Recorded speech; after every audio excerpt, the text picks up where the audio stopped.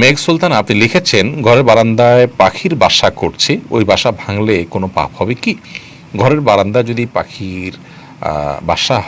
যদি বাসা করে তাহলে সেক্ষেত্রে সেই বাসা আপনি ভাঙলে প্রয়োজন ছাড়া যদি পাখির কষ্ট হয়, বাচ্চা আছে, কথা ডিম আছে, সেগুলো নষ্ট করে না একান্ত প্রয়োজন ছাড়া হেঁয়ালিপনা থেকে, তাই এটা তো জায়েজ নয়।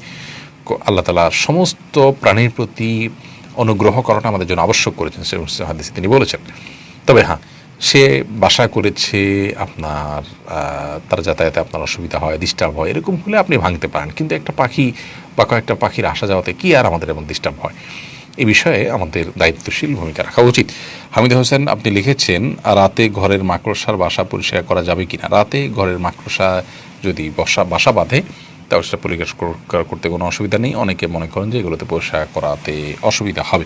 হ্যাঁ, আপনার জন্য যদি অসুবিধা হয় আপনি সেটা পরিষ্কার করবেন। হ্যাঁ, যদি আপনার জন্য সেই মাকড়সার বাসা কোনো ডিস্টার্ব তৈরি না করে বা কোনো সমস্যা তৈরি না করে, তাহলে সেক্ষেত্রে আপনি অযথা কেন সেটি নষ্ট করতে যাবেন, একটি প্রাণীকে কেন কষ্ট দিতে যাবেন? ফারজানা আক্তার অন্যি আপনি লিখেছেন আমরা 2 বোন, আমার কোনো ভাই নাই, বাবার সম্পত্তি কীভাবে ভাগ হবে?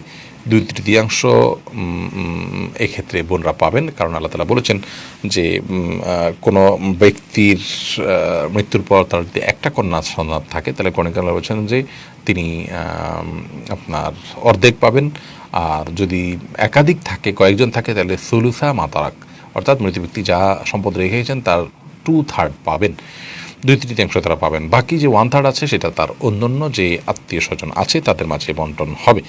মাহফুজ আক্তার আপনি লিখেছেন পিরিয়ডের সময় আজান উত্তর দেওয়া যাবে কিনা? যাবে, কোনো অসুবিধা নাই। নির্দিষ্ট যে কাজগুলো আছে পিরিয়ডের সময় সেগুলো ছাড়া অন্য কোনো কাজ করার ব্যাপারে কোনো নিষেধাজ্ঞা নেই, বিধায় আজান উত্তর দেওয়াতে কোনো অসুবিধা হবে না। শহীদুল ইসলাম আপনি লিখেছেন নামাজে মহিলাদের পায়ের পাতা কি ঢাকা জরুরি? এ বিষয়ে আমরা এর আগে বারবার বলেছি, মহিলাদের নামাজের পায়ের পাতা ঢাকা নিয়ে ওলামাদের মত পার্থক্য আছে, এবং বিশুদ্ধ মত অনুযায়ী পায়ের পাতার, বিশেষ করে পাতার তলার অংশ অনেকে ঢাকার কথা বলতে পারেন, অনেকে মুজা পরে রাখেন। এই মুজা পরার কোনো নির্দেশ শরীয়ত দিয়েছে বলে আমার জানা নেই, যদিও অনেক ওলামা ইকরাম এক্ষেত্রেও বলেন যে পাতার তালুও ঢাকতে হবে, পাতার উপরের অংশ ঢাকতে হবে কিনা সেটা নিয়ে মত পার্থক্য আছে। যদি আপনি খুব দীর্ঘ কোনো জামা পরেন এবং পাতাও ঢেকে যায় সেটা নিরাপদ, এতে কোনো সন্দেহ নেই।